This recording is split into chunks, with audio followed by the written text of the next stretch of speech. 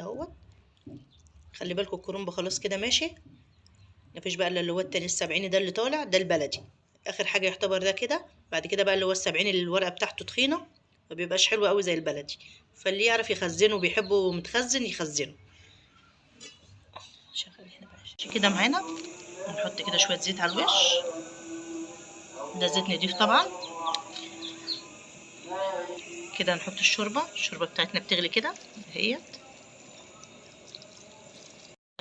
كده هزينا الحله كده عشان اول سطر كده بيبقى ما فيهوش شوربه معانا. ماشي. معانا هنا ورقه كرنب كده نغطيها. معانا طبق كده نغطي بقى ونحط على نار عاليه.